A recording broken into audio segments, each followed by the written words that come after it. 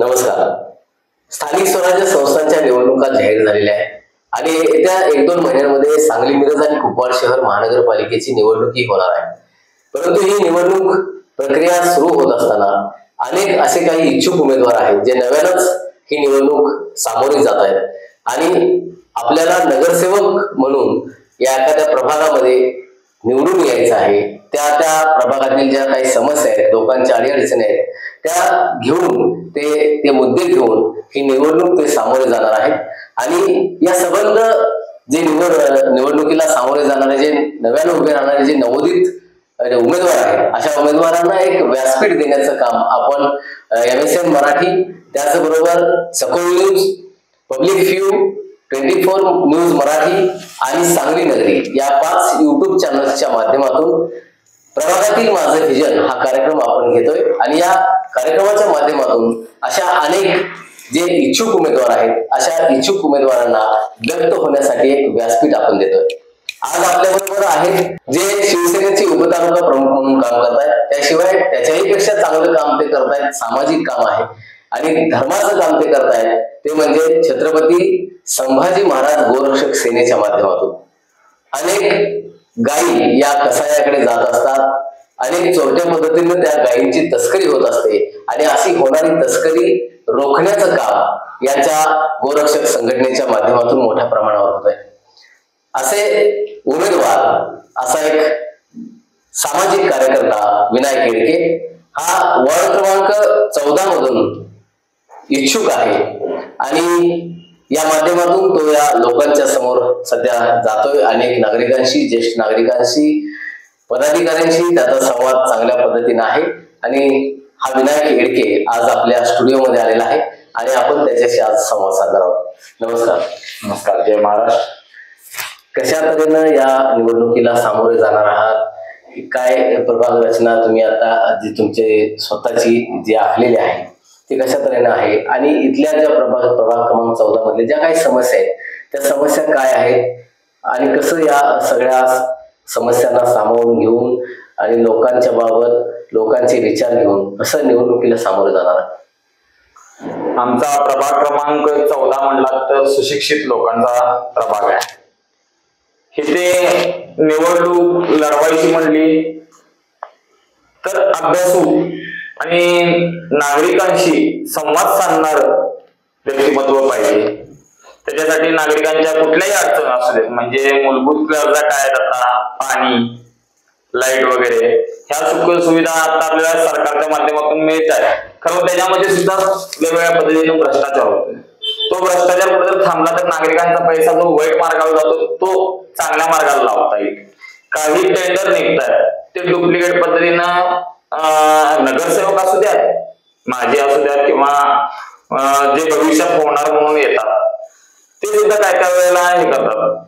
त्याच्यामध्ये पैसे खायचे वगैरे ह्या दृष्टिकोनातून, कारण आपल्याला पैसा काढायचा असतो. तर अशांना निवडून दिल्यावर परत मग नागरिकांनी ओरडू नये. कारण नागरिकांनी, मी पण एक नागरिक आहे, 18व्या वर्षापासून मला मतदानाचा अधिकार मिळाला. त्या अधिकारानुसार मी मतदान सुद्धा करतो.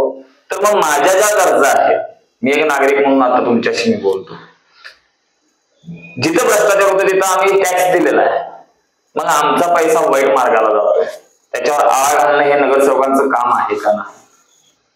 ते महानगरपालिकेत होत नाही. अधिकारी काही जण असतील ते नगरसेवकांना दाबत असतील, कारण आता मी नगरसेवकांना वाईट म्हणत होतो, खरं पण आपली प्रशासनाकडे जवळजवळ 4 ते 5 वर्ष झालं महानगरपालिका. सगळ्यात मोठी भ्रष्टाचार मालमत्ता विभाग असू द्या, पाणी पुरवठा विभाग असू द्या, इलेक्ट्रिक सुद्धा विभागाला भ्रष्टाचार आहे. मग हे भ्रष्टाचार नगरसेवकांनीच काढले पाहिजे. त्याचबरोबर आमच्या गावभागाला पार्किंगचा विषय, जे महानगरपालिकेने जे गाळे बांधून दिलेले आहेत 2014ला म्हणा, 10ला म्हणा, त्याचं पुनर्वसन म्हणा, त्या गाळ्याचा एक नियम आहे, स्थानिक नागरिकांना ते गाळे दिले पाहिजे. ते गाळे कुणाच्या नावावर आहे, हा सुद्धा एक मोठा भ्रष्टाचार. हे भ्रष्टाचार बाहेर काढले तर आपला वॉर्ड सुधारता येईल. पहिल्यांदा मी ही कीड बाहेर काढायचा प्रयत्न करणार आहे. अशा तऱ्हेनं लोकांशी या समस्यांना घेऊन लोकांशी काही संवाद साधताय का, कशा तऱ्हेने त्यांच्या समोर जात आहे आणि आता ती निवडणूक लढताय तर लोकांची चाचपणी म्हणजे त्यांच्या लोकांच्या मनामध्ये नक्की काय आहे, भावना काय आहेत, आताचे जे नगरसेवक ज्या आता माजी नगरसेवक म्हणून ज्यांनी काम केलेलं आहे त्या नगरसेवकांच्या विषयी त्यांच्या मनामध्ये काय आहे आणि तुम्ही आता नव्यानं उभारणार आहे, तुमच्यासाठी त्यांची काय भूमिका आहे? आतापर्यंत मी जे केलेलं काम आहे त्याच्यातून जे मला वयस्कर किंवा माझे गुरुवारी असतील, शाळेत शिकवणारे शिक्षक असतील किंवा ज्यांच्या मी मदतीला गेलोय ते मला डायरेक्ट सांगतात, नाही तुझं काम चांगलं आहे, तुझा रिपोर्ट चांगला आहे, तू उभा, आम्ही तुझ्या पाठीशी आहोत. खरं पण मतदानाच्या आहे त्यांनी पाठीशी उभारतोय. कारण आता एक नवीन एक स्टेटस तयार व्हायला आले.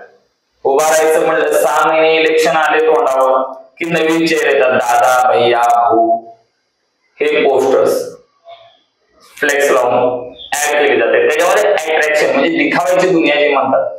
हॉटेल किती पण चांगला असू द्या, त्याच्या आतमध्ये गेल्यानंतर जेवणाची चव काय आहे त्याच्यावर त्या हॉटेलची वाईट करते. तसंच हे आहे. मग दिखावा बघून जर नागरिकांनी दिले तर फसणार, परत 5 वर्ष मग बोलता येणार. मग नागरिकांनी कोणाला द्यायचं निवडून आणि कोणाला नाही. आम्ही आता जवळजवळ 20 ते 22 वर्ष झालं मी त्या क्षेत्रात आहे. शिवसेनेची 2006 साली मी शाखा काढली. बाळासाहेबांचे विचार, आनंद दिघे साहेबांचे विचार, एकनाथजी शिंदे साहेबांच्या बरोबर माझी 2012 साली शिवसेना भवनच्या खाली भेट झाली. एका कामानिमित्त गेलो. आम्हाला साहेब नाही म्हणले, उद्धव साहेब तेव्हा होते आमचे, तेव्हा ते नाही म्हणल्यानंतर आम्ही खाली थांबलेलो. भाई आले, त्यावेळेला का आलाय म्हणून आम्हाला विचारले.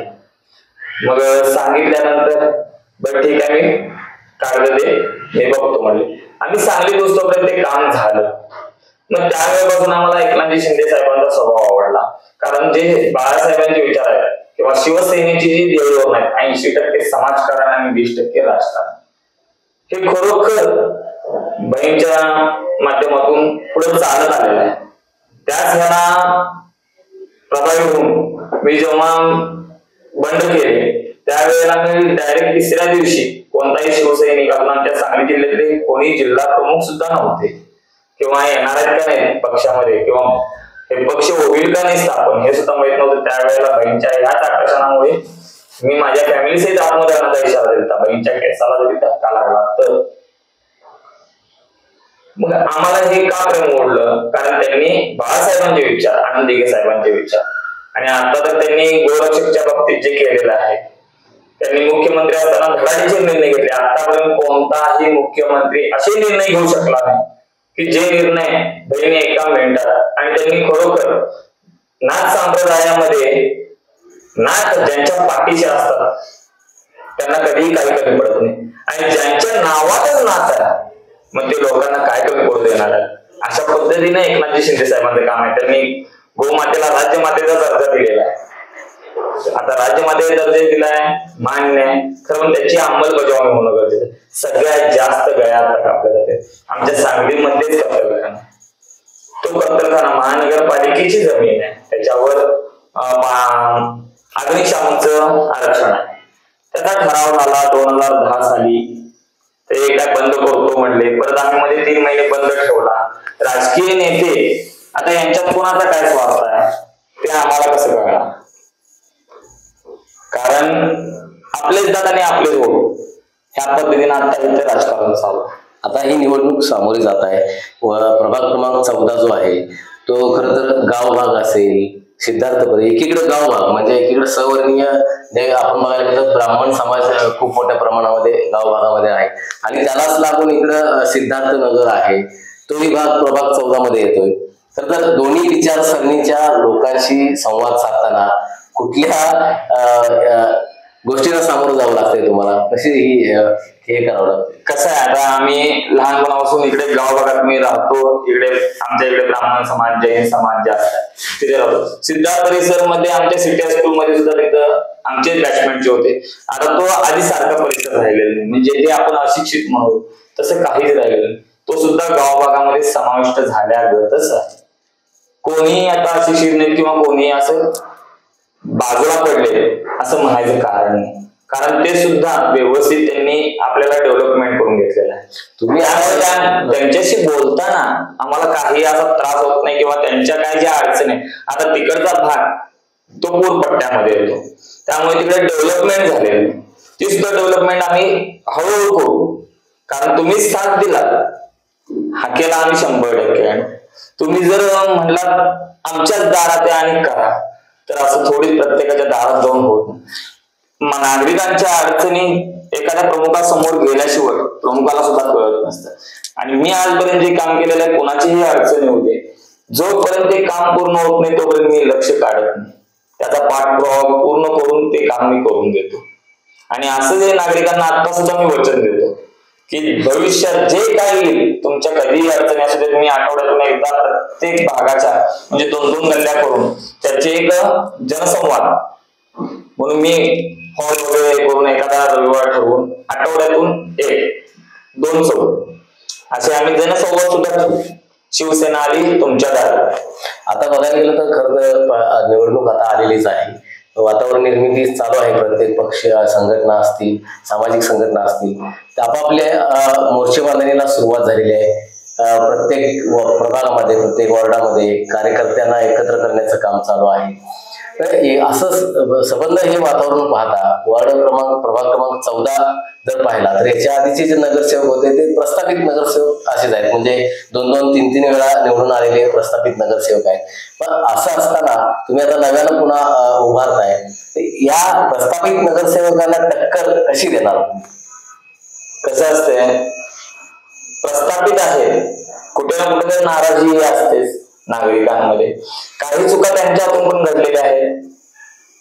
मग त्याचं कसं असतं, नागरिकांच्या मुखातून एकाच्या मुखातून एक शब्द गेला तोच तिसऱ्याला जाईल असं नसतं. मग त्याला मसाला वगैरे लागलेला असतो. मग त्यातून त्यांचा बॅग खूप तयार होतो. कारण आतापर्यंत जे गावभागामध्ये घडलेलं आहे, नगरसेवक ते सर्व चांगले भेटले खरं, पण जेव्हा प्रशासकाच्या हातात गेलं तेव्हा नगरसेवक आमच्याकडे कुठे काय, आम्ही काय तुमचं हे करू का, हे असं कुठं ना कुठं बोललेले आहे. काही वेळेला पुराच्या टायमाला 2 दुजेपणा केलेला आहे. काही गल्ल्यांमध्ये दिलेला आहे, काही गल्ल्यांमध्ये नाही दिलेला आहे. काही वादावाद असतात मंडळात, त्याच्या ह्याच्यातून मतभेद झालेले आहेत. हे सुद्धा कुठेतरी जमा धरले पाहिजे. आणि असं म्हणत नाही की आता यांनी वातावरण निर्मिती म्हणजे काय, तुम्ही पैशाचा खेळ करताय, मंडळाला पैसे देताय. कुठल्या माता भगिनींना किंवा कुणाच्या घरात जाऊन कुठल्या विद्यार्थ्याला मदत करत नाहीये. तुम्ही एक मंडळाला पैसे देताय, तेवढे 6 महिने इलेक्शन आले, त्या वर्षीचा सण किंवा त्या वर्षी जयंती होणार त्या 6 महिन्याची, मग त्याच्या पुढचे 4 वर्ष का मंडळांच्याकडे बघत नाही. मग अशांना निवडून दिलं तर तरुण पिढीला बरं वाटतं का? मंडळाचे फ्लेक्स लावणे, वाढदिवसाचे आता पोस्टर बघितला तर सगळीकडे तुम्हाला वाढदिवस दिसतील. मग इतके वर्ष वाढदिवस का केले नाही? तेव्हा का नागरिकांना तुम्ही लक्षात घेत नाही? तेव्हा का तुमचे मित्र परिवार तुम्हाला दिसले नाही? मी आंदोलन करतो त्यावेळेला सुद्धा आम्ही या म्हणलं तर नागरिक येत नाहीत. आता युवा क्रांती मंडळाच्या जो ट्रान्सफॉर्मरला चिपकून एक्सपायर झाली मेडगुले काका, त्यावेळेला तिथल्या नागरिकांनी पाठिंबा देतो म्हणले, सह्या दिली, आंदोलनाच्या टायमाला नाही आली. मग त्यावेळेला सुद्धा इलेक्शन झाले, मग तेव्हा द्यायचं त्यांनी मतदान केलं. कारण मी उभारलो नव्हतो, ते गोष्टी वेगळे. कारण तुम्ही कुणाला देता मतदान, त्याच्या पुढे 5 वर्षात तुम्हाला काय इफेक्ट मिळणार, बेनिफिट काय मिळणार, याचा तुम्ही विचार करताय. मग आताचे नगरसेवक जे आहेत त्यांच्याकडून असं नागरिकांना बेनिफिट मिळाला नाही असं वाटतंय? मग नगरसेवकांना फुल बेनिफिट भेटला याच्या आधी. कारण आता या 5 वर्षात प्रशासक होते ना, आणि ह्या 4 वर्षात कोण नगरसेवक फिरलेले नाहीये. हा स्टंट करायसाठी आहे, कार्यक्रम वगैरे चालू आहे, आम्ही कुठे नाही म्हणतो. मागचे नगरसेवक आता प्रशासकाच्या काळामध्ये लोकांशी त्यांनी संवाद साधायला काय संवाद साधलेला नाही, त्यांच्यापर्यंत जाऊन पोहोचलेले नाही, त्यांच्या अडचणी त्यांनी जाणून घेतले नाही. आता प्रशासकाच्या ताब्यात असणे म्हणजे काय, त्याच्यावर एखादी कमिटी बसलेली असते, ती शासनाच्या थ्रू असते. नगरसेवक हे जेव्हा लोकप्रतिनिधी म्हणून महानगरपालिकेत जातात, नगरसेवकाचं काम काय, आपण सेवक आहोत नागरिक. इव्हन हे आता जे प्रशासक आहेत ते सुद्धा नागरिकांचे नोकरच आहेत. कारण त्यांच्या जे पैसे मिळतात किंवा नगरसेवकाला जे मानधन मिळतं ते नागरिकांच्या टॅक्स मधून मिळतं. मग कोणी असू दे, तो प्रतिनिधी म्हणून गेला तरी सुद्धा त्यांनी जात धर्म हे सगळं बाहेर सोडून नागरिकांची समभावनेने वावरलं पाहिजे. कारण संविधान पण तेच शिकवते आणि आपले वेळशास्त्र पण ते शिकवतात. एखाद्या गादीवर जेव्हा बसतो आपण, आता गादी का म्हणतोय, कारण ते मानस्थान असतं. न्यायाधीश म्हणा, मुख्यमंत्री, नगरसेवक हे मानाची स्थान आहे. मग त्या माणसाला सल्यूट नसतो, त्या गादीला नमस्कार करतात. कारण नगरसेवक झाल्यानंतर माणूस त्या गादीपेक्षाही स्वतःला मोठं समजतो आणि नागरिकांना तुच्छ करतो. मग अशांना तुम्ही निवडून देऊन काय करणार? मग आताचे जे नगरसेवक आहे प्रभाग क्रमांक 14 मधले, ते असेच आहेत असं वाटतंय का तुम्हाला? काय आरोप करताय त्याच्यावर? आरोप म्हणजे आता दोन विजयपणा ह्यांनी केलेला आहे. मी उघडवर बोलायला नाही कोणाच्याही भीत नाही, कारण सत्य आहे ते सत्य आहे. आम्ही काम करत होतो त्यावेळेला सुद्धा, आता मी 22 ते 23 वर्ष झालं राजनकोट चौकामध्ये एकही वर्ष खंड पडू दिलेलं नाही, कोणाकडे वर्गणी मागायला जात नाही. शिवजयंतीला बाकीच्या सगळ्या मंडळांना, माझ्या आजूबाजूच्या मंडळांना हे नगरसेवक भेट देतात. मेन रोडला माझं मंडळ आहे, कधी येऊन तिथं बघायची काही हिंमत झाली नाही हो, का भेट द्यायची हिंमत झाली नाही, किंवा तिथे एखादा सांस्कृतिक कार्यक्रम या नाही. आपण एक तुम्ही सांस्कृतिक जपताय ना, संस्कृती जपताय, मग एकाला एक आणि एकाला एक का? ह्याच्यात पक्षाची काय संबंध नाहीये. मंडळ आहे ते, मंडळावर पक्षाचा बोर्ड नसतो. मग येणाऱ्या जाणाऱ्या नगरसेवकांनी किंवा आमदार खासदार असतील, त्या बाबतीत आम्ही संभाजी पवार हे जे आमचे आमदार होते, बरोबर, मी त्यांना गुरु पण मानतो, कारण त्यांच्याकडून शिकलो. गोरगरिबांच्यासाठी जे लढायचं आहे त्यांनी मला शिकवलं. कारण एकमेव आमदार मी असे बघितले की ते आत बसायचे आणि आमदार बाहेर बसायचे. ती एक संकल्पना मला त्यांनी छानच्या पद्धतीनं घडवायचं असतं. दोन आम्हाला नाथ संप्रदायामध्ये गुरुवारी सांगतात किंवा वेदशास्त्र पण सांगतात, दोन प्रकारचे शिष्य असतात. एक मातीचा सारखा असतो आणि एक दगडासारखा. मातीसारखा असतो त्याला आकार देणं सोपं असतं, कारण तो समर्पित झालेला असतो, भगवंताला समर्पित झालेला असतो, त्याला कसा पण आकार देतो.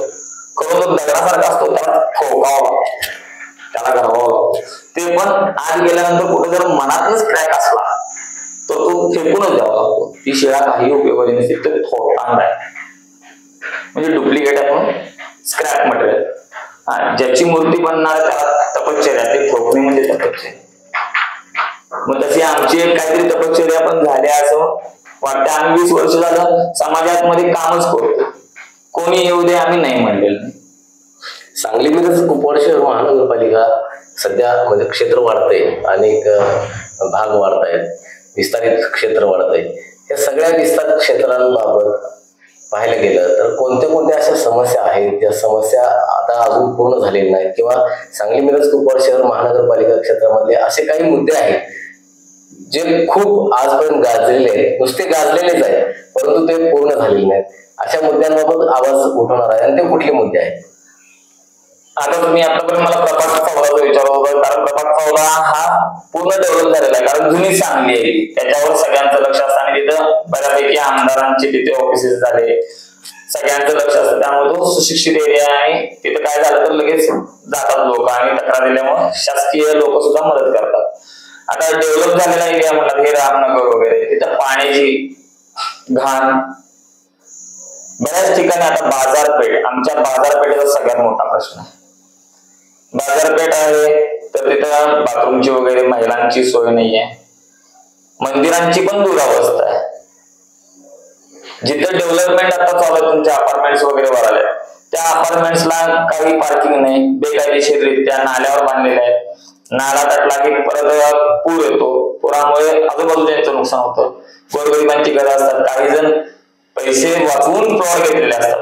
आता काही जणांच्या पोलीस खात्यातले काही जण आहेत, वारणारी साईड वाढलेली आहे, तिकडे त्यांनी घर बांधलेले आहेत, तर त्यांच्या साईडचा प्लॉट कोणाचा तरी आहे, नाव माहित नाही काय, त्यांच्यामध्ये पाणी साठून तिथं रोगराई वाढले. त्याच्याकडे पण लक्ष दिलं पाहिजे.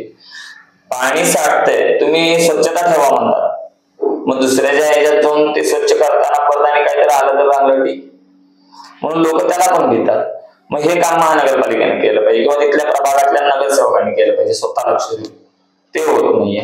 आता ज्या गटरी बांधलेल्या आहेत त्याच्यामध्ये सुद्धा पाईप मध्ये सुद्धा घोटाळे आहेत, काही पाईपा कमी इंचाच्या घातलेल्या आहेत, काही ठिकाणी निम्म्यातनं रोड मधला उकरलेलं नाही, ती मधली पाईप बदललेलं नाही, मग दोन्हीकडे पाणी तुंबलेलं आहे. मग या अवस्थेला कुठंतरी त्या काळातले नगरसेवक जबाबदार आहेत. म्हणून तर म्हणलं ना, प्रत्येक दोष काय असं देता येत नाही. नागरिक पण त्याच्यामध्ये सामील आहे. मी नागरिकांना पण दोषी म्हणणार, कारण जेव्हा इलेक्शन येतो त्यावेळेला तुम्हाला फ्लॅग दिसतात, त्या फ्लॅक्सवरचा माणूस दिसतो, त्याच्यावर छानसा फोटो दिसतो, त्याच्यावर प्रभावित होऊन मतदान करतात.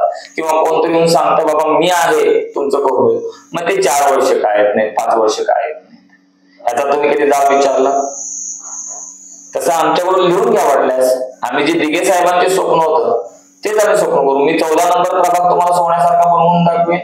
त्यानंतर आम्हाला शिवसेनेला परत पुढच्या वेळेला सत्ता द्या, ताकद द्या, वनात आम्ही ताक करून दाखवू. कारण आम्हाला एकदा जरी संधी दिला तर आम्ही काय तर करून दाखवणार आहे ना. जुन्याला जर रेंगाळत बसला तो मुरलेला आहे.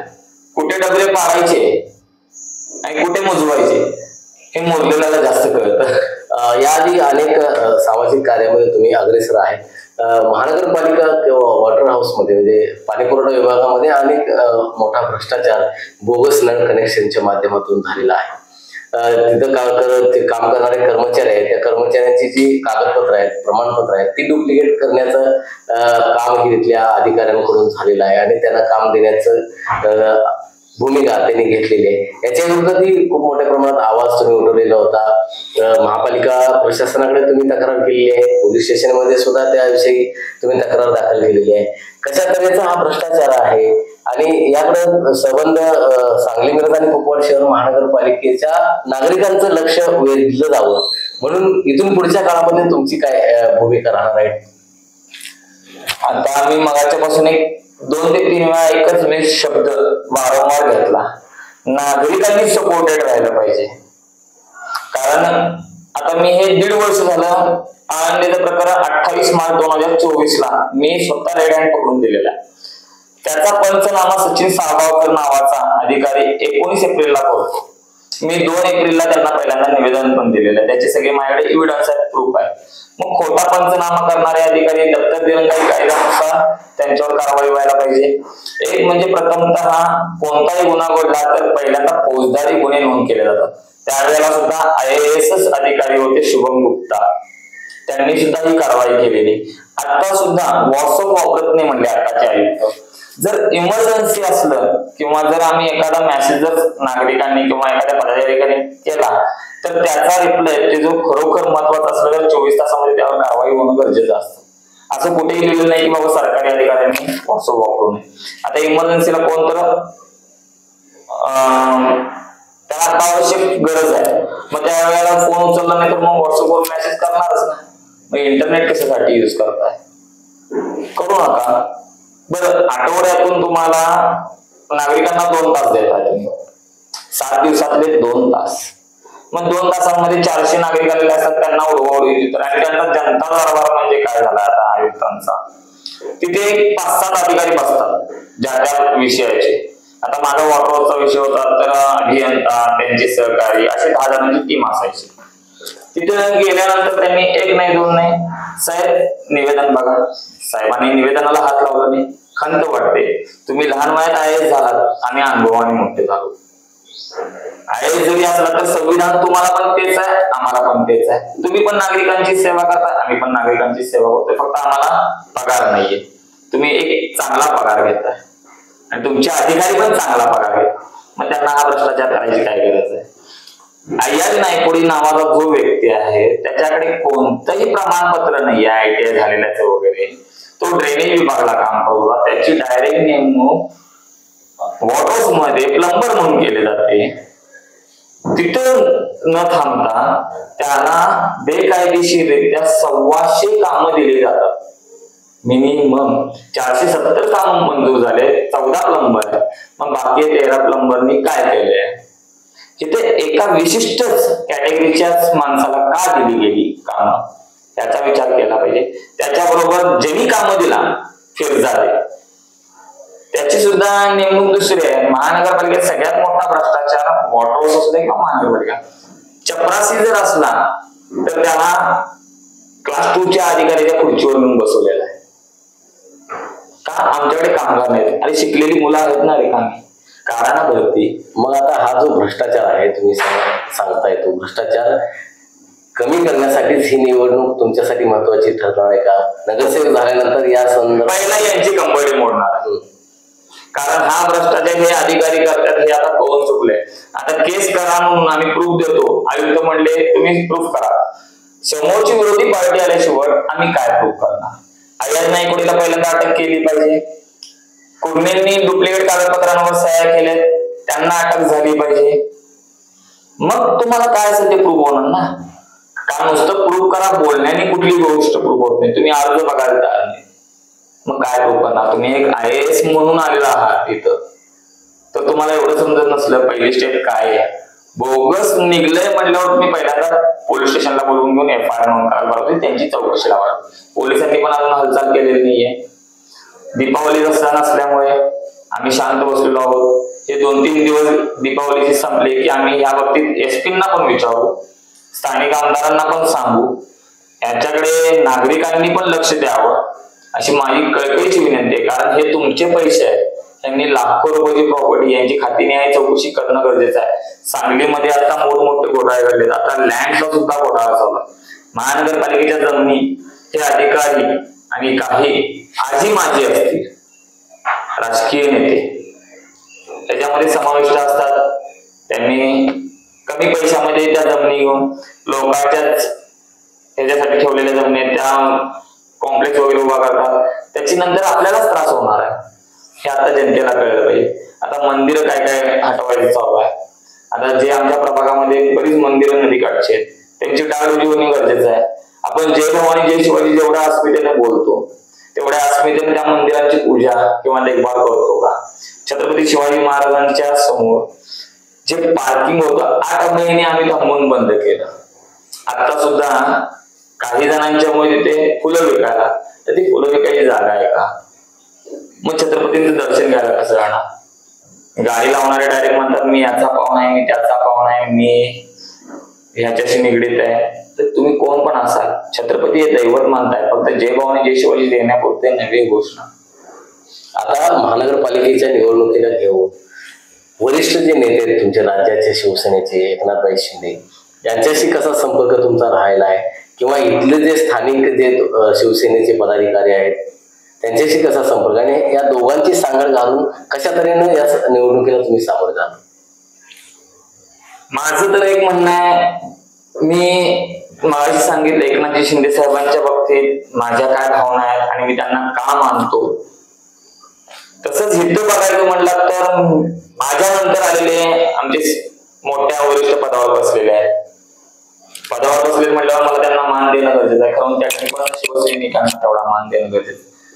मला माफ करा, कधी आपल्याच घरातलं फोडायचं नसतं, कारण काही काही गोष्टी असतात त्या सांगितल्याशिवाय त्याला आवाज सुद्धा बसत नसतो. आम्हाला विश्वासात घेऊन कोणता तरी एखादा कार्यक्रम करावा, आम्हाला निरोपच नाही आले म्हणून आम्ही बहिणींना भेटून विचारणार आहे, साहेबांना सांगणार आहे, साहेब आमची ही शिवसैनिकांची कळकळ बघणार आहे का नाही.